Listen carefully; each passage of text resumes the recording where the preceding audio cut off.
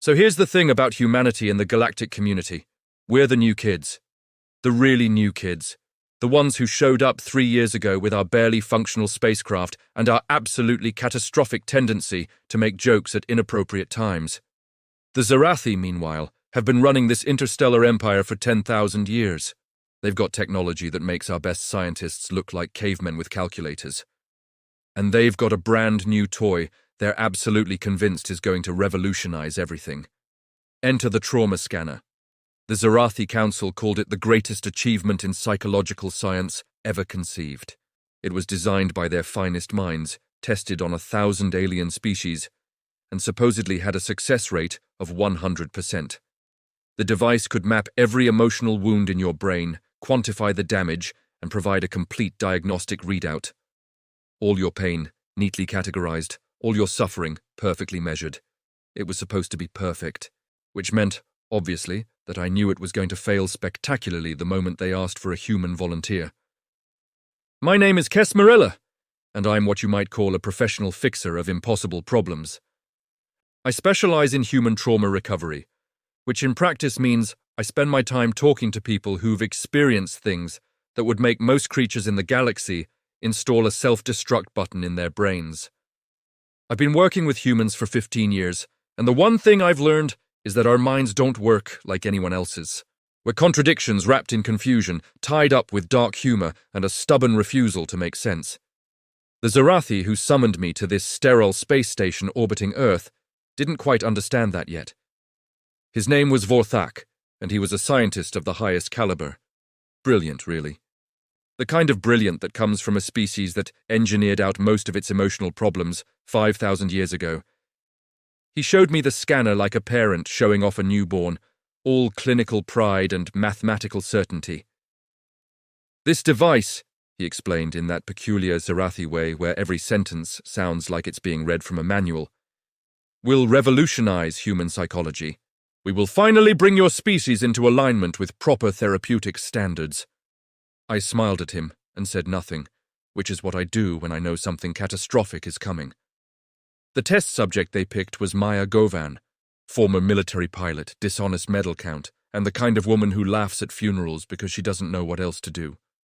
She walked into the observation room where I was waiting, like she owned the place, took one look at the scanner chamber, and said, "So this is the machine that's either going to fix humanity or become the most expensive paperweight in the galaxy." 47,000 credits on option 2. I liked her immediately. We had coffee before the procedure, which is when I learned that Maya had volunteered for this trial because she figured humanity needed a win. We'd spent 3 years getting absolutely disrespected by every other species in the galactic community. The Zarathi said we were emotionally unstable. The Krell said we were unreliable. The Venthians just made jokes about our biological fragility. So when the Zarathi offered to let a human test their miracle machine, Maya saw it as a chance to prove something, to show that humanity could benefit from their technology, to finally be treated like equals instead of curiosities. She didn't say all that directly, of course. She said it through 6 sarcastic comments about how if this machine could fix her nightmares, maybe it would finally stop her from screaming at 3 a.m. She said it by making jokes about her own psychological damage, which is absolutely a human thing, and absolutely a thing that would confuse the Zarathi to no end. I told her that the Zarathi probably didn't understand that human trauma was like a kitchen sink. You never know what's going to clog it up, and when it does, everything backs up together. Maya laughed and said that was the most horrifying metaphor she'd ever heard, and then the technician came to fetch her for the procedure. That's when everything started to go wrong in the best possible way. The scanner chamber looked like someone had crossed an MRI machine with a spaceship console and then told the designer to make it as intimidating as possible. There were lights everywhere, humming in frequencies that made your teeth itch, and a central pod that looked like it was designed to extract your consciousness and measure it on a scale. Maya sat down in that pod like she was settling into a dental chair, and Vorthak began explaining the procedure with all the warmth of someone reading a tax code. "The scanner will map every emotional wound across your neural pathways," he said, his mandibles clicking in what I'd learned was Zarathi for excitement. "It will quantify the damage and provide a complete diagnostic readout within minutes. The process is completely safe, completely painless, and completely foolproof. From the observation room, I watched the technicians perform their pre-flight checks. Everything looked good. The machinery was functioning perfectly. The Xerathi had a deserved reputation for engineering excellence, and I could see it in every detail. This machine was a masterpiece, which, as I've mentioned, meant it was absolutely going to catastrophically malfunction. Vorthak bragged while we waited. He talked about how the Xerathi had solved suffering through optimization and selective breeding centuries ago. He explained how their neural architecture simply didn't permit the kind of emotional damage that plagued younger species. He kept saying how foolproof the system was, how nothing could possibly go wrong, how the Xerathi had designed this machine to handle any consciousness in the known galaxy. I told him not to jinx it. He didn't know what jinxing meant, so he looked it up in his translation matrix, and then he assured me that jinxing was just superstition and therefore impossible. The scanner powered up. The lights began their diagnostic sweep across Maya's neural pathways, and for exactly 90 seconds, everything was perfect. The data flowed smoothly. The graphs rendered beautifully. The preliminary scans showed exactly what you'd expect from a human with military training and combat trauma. Nothing surprising. Nothing unexpected. Just standard psychological damage that probably could be addressed with standard psychological intervention. And then the scanner found her first real traumatic memory, and that's when the universe decided to teach the Xerathi a lesson about assumptions. The memory wasn't even that significant by human standards.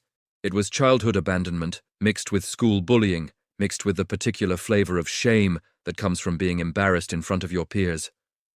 Nothing devastating, nothing that would even crack the top 20 list of worst things that had happened to Maya. But the scanner processed it, and the device began to stutter. The humming became irregular. The lights flickered. Vorthak leaned forward, his expression shifting from certainty to confusion. "There's a minor glitch," he said, but I could tell he didn't believe his own words. I did believe them, though. I recognized exactly what was happening. The scanner wasn't broken. The human mind was broken according to Xerathi standards. See, the Xerathi don't experience trauma the way humans do. They don't have trauma at all, really. They engineered it out. They removed suffering by making it impossible to feel multiple contradictory emotions at the same time. They're perfectly rational, perfectly ordered, perfectly optimized. Which meant that when the scanner tried to process a human memory, it ran into a problem it had never encountered before. Human trauma doesn't exist in isolation. It doesn't sit in a drawer labeled pain with all the other pain memories. It lives in constant conversation with everything else you've ever felt. Maya's abandonment memory was contaminated with jokes she'd made about abandonment. The bullying incident was tangled up with the silly moment afterward when her best friend had made her laugh. The shame existed right next to the pride she felt in surviving it. The scanner tried to file the memory under 17 different emotional categories simultaneously, which shouldn't have been possible, which meant the machine's processors started working like they'd been plugged into a lightning storm. The whine became a shriek. The shriek became something that hurt to listen to. Vorthak started barking orders. The other Xerathi technicians who, up until this moment, had been perfectly confident in their work, began frantically typing commands. Their mandibles were clicking in patterns that suggested they were either problem-solving or actively panicking. Possibly both. The scanner didn't explode. The Xerathi are too good at engineering for that. Instead, it did something worse. It locked up completely. Every light went red at the same time. The neural mapping halted mid-scan. All the collected data froze on the screen like it was trapped in amber. The machine didn't crash so much as it entered a diagnostic loop, trying to process the same fragment of memory over and over again, like a scratched record player that had decided to loop the moment of its own destruction forever. In the chamber, Maya sat perfectly still, completely unharmed, waiting to see what happened next. Vorthak stood in stunned silence. His confidence, which had been absolute 5 seconds ago, had evaporated into the recycled air of the observation deck. The other Xerathi technicians wouldn't make eye contact with each other. One of them actually left the room. Just walked out. Couldn't handle being there for this. Maya poked her head out of the scanner chamber and asked with perfect casual tone if they were done yet, or if she needed to sit there a little longer while the alien computer processed its existential crisis about human emotions. The investigation began immediately, which is Zarathi code for everyone panic quietly while maintaining perfect professionalism. Vorthak's entire career had just been called into question by a human woman with PTSD and a dark sense of humor. The Zarathi Council was watching. Humanity was watching. The entire future of interspecies cooperation might have depended on figuring out what went wrong.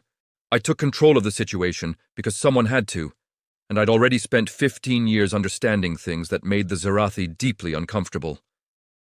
We pulled the data logs. We examined every microsecond of the scanner's malfunction. We watched the crash happen in perfect slow motion across monitoring equipment that cost more than most planets' GDP. What we found was simultaneously horrifying and hilarious, depending on which species you asked. The scanner didn't fail because it was weak. It failed because it was too literal. It approached human trauma like you might approach a physics problem. Clean, quantifiable, reducible to neat mathematical principles. But human memories aren't physics. They're weather systems, multiple emotional pressure fronts colliding, creating storms that don't make sense according to any rational framework. When the scanner pulled up the memory of Maya's first serious injury in military combat, it found that she was thinking about her friend's joke at the exact same moment. The brain was processing pain and humor simultaneously, which, according to Zarathi neuroscience, shouldn't have been possible.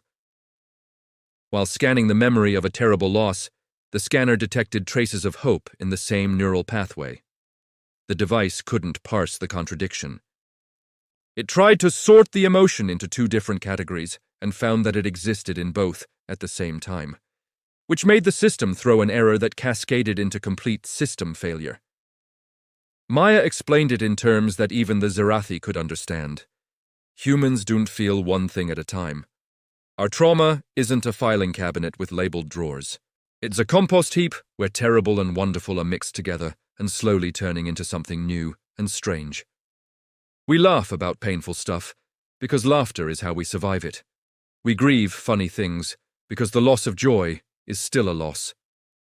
We survive by embracing contradiction, by holding multiple truths in our minds simultaneously, and that's something the Zarathi neural architects had never anticipated because they'd engineered it out of their own species millions of years ago. Vorthak began to understand. I could see the moment when his expression shifted from mortified to fascinated. He started asking questions that went deeper than just, how do we fix the machine? He asked how humans managed to function with emotions that contradicted each other. How did our brains not crash from the logical inconsistency? How had we survived evolution when we were, by definition, irrational? Over the next several cycles, we spent hours examining the crashed scanner's memory banks. We watched moments of Maya's life replay on screen while Vorthak interpreted each one. And his interpretations kept missing the point. He saw loss but completely failed to register gratitude. He identified pain but didn't recognize pride. He found the traumatic moment but couldn't see how the human mind had already integrated it into a larger narrative of survival.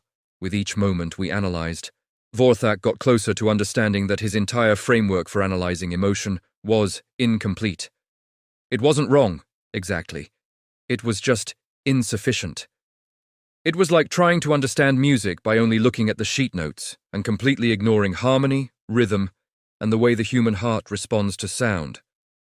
Vorthak brought in more Zarathi scientists. The observation deck filled up with beings in pristine uniforms, all utterly confused by what they were seeing. They proposed upgrading the scanner with more processing power. They suggested adding new categories to better classify human emotions. They drafted entirely new systems to accommodate the contradiction. Every proposal missed the fundamental issue. The scanner wasn't broken. Humans were just fundamentally different. Kess suggested something radical. What if we stopped trying to fix the machine and started trying to understand the system? What if human trauma, with all its contradictions and paradoxes, was actually a feature of human consciousness and not a bug to be corrected? The room went silent. The Zarathi don't have much experience with concepts they can't quantify. But Vorthak was intrigued. He was a scientist, and here in front of him was a genuine mystery. Not a problem to be solved with better engineering, but an actual mystery. A phenomenon that didn't fit into the established framework. He agreed to work with me and Maya on understanding what the scanner had actually encountered, rather than trying to force the system to work within its original parameters. That's when everything got interesting. Over the next several weeks, an unlikely collaboration formed between a human trauma specialist, a human military veteran, and a Zirathi scientist who'd spent his entire career operating under the assumption that emotions were just inconvenient byproducts of neural complexity. We ran experiments that would have scandalized the Zirathi medical board if they'd known what we were doing. Maya sat with the crashed scanner and deliberately thought about contradictory emotions simultaneously. What happens when you remember joy and sorrow together? What happens when you hold grief and humor in your mind at the same time? The scanner's logs showed pure computational chaos, but it was fascinating chaos. It was the chaos of a mind that was doing something the machine had never been designed to understand. Vorthak spent countless hours analyzing the data, and then one cycle he arrived with an expression that suggested he'd had an epiphany that had both thrilled and disturbed him in equal measure. Humans don't process emotions sequentially, he said, pulling up comparison charts. You layer them. A traumatic memory in a human mind isn't filed away separately. It exists in constant conversation with every other emotion, experience, and irreverent joke the person has ever had. It's tangled. Intentionally tangled. The neural pathways reinforce the tangles. I told him he'd finally figured out the most human thing in the galaxy. Vorthak was still processing this information when I added another layer. This wasn't a flaw in humanity. This was why humans survived. Creatures that felt one thing at a time would break under genuine trauma. They'd fracture into pieces that couldn't be put back together. But creatures that held contradictions together, grief mixed with humor, pain mixed with hope, fear mixed with courage, those creatures survived. Those creatures adapted. Those creatures became humans. The Zirathi, in their infinite wisdom, had removed suffering by removing the complexity. They'd engineered out the ability to hold contradictions, which meant they'd engineered out the ability to survive genuine trauma. They were perfectly adjusted to their perfectly optimized existence, which sounded nice until you realized it meant they'd never grown, they'd never adapted. They'd never been tested in any meaningful way. Humans had done the opposite. We'd kept both the suffering and the hope. We'd kept the contradictions. We'd survived by being the one species willing to live with logical inconsistency as a survival strategy. Vorthak designed a new scanner based on completely different principles. Not one that tried to reduce human trauma to clean data, but one that accepted complexity. It wouldn't quantify suffering in the Zirathi sense, but it would map the architecture of resilience. It would show how human minds held contradictions, how they integrated pain with meaning, how they survived by embracing paradox. We built the prototype in 3 weeks. The design was elegant, borrowed concepts from Zirathi engineering, but incorporated principles that could only come from a species that had spent millennia studying human psychology. The new scanner didn't try to isolate emotions. It mapped the connections between traumatic memories and everything else. The jokes, the hopes, the relationships, the creative moments, the silly memories that don't matter but somehow make everything better.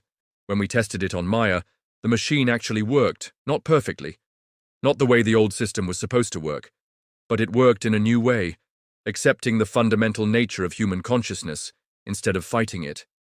The data it produced was beautiful, complex, intricate, impossible to reduce to a simple number or category. It showed a beautiful web of memories and emotions, all interconnected, all contributing to an overall picture of resilience and adaptation. The scanner didn't tell you how damaged Maya was. It told you how impressively her mind had integrated her experiences and kept functioning anyway. Vorthak stared at the results in silence for a long time.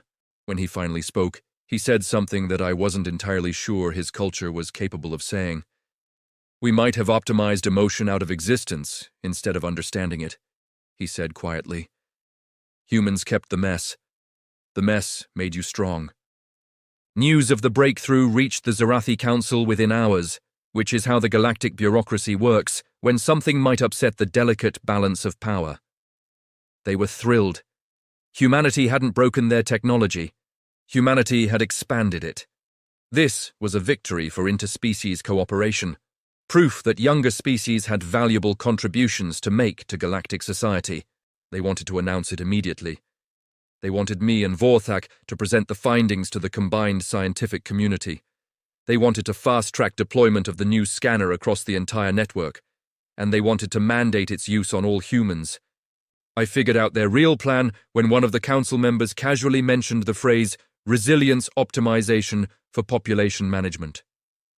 That's Zerathi bureaucratic code for we want to sort humans into categories and figure out which ones we can manipulate. The Zerathi Council didn't want to help humans understand themselves better. They wanted a catalogue. They wanted to identify which humans had the highest resilience quotient, which ones would adapt best to working under alien authority, which ones might be vulnerable to psychological manipulation. They wanted to use this breakthrough tool to profile humanity, to sort us, to optimize our integration into the Zerathi social structure. I shut it down immediately. The scanner was supposed to help humans understand themselves, I explained.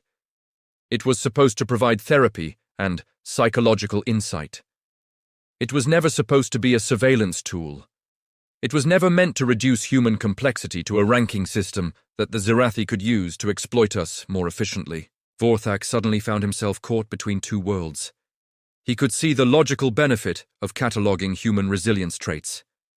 The Zerathi had been doing this with all populations in their empire for thousands of years. It was just efficient administration. But he also recognized what I was saying. There was something fundamentally violating about using this tool to sort and categorize humans without consent. It would reduce what we'd discovered to a weapon. Maya was, as always, blunt. If the Zerathi tried to use this technology to profile humans without consent, it would poison the relationship between our species. Trust would evaporate. Humans would see it as colonization dressed up in scientific language. We'd spent 3 years trying to get the galaxy to treat us as equals, and all of that would be destroyed the moment they tried to turn our psychology into a management system. The Zerathi Council didn't appreciate being told no by a human and a junior scientist. They pushed back. They argued this was standard procedure for species integration. They threatened to shelve the entire project. They suggested that perhaps humanity wasn't ready for advanced psychological technology after all. That's when I made a decision that would define everything that followed. I leaked the research. Every single file, every development note, every analysis, every breakthrough, I broadcast it to every news outlet on Earth.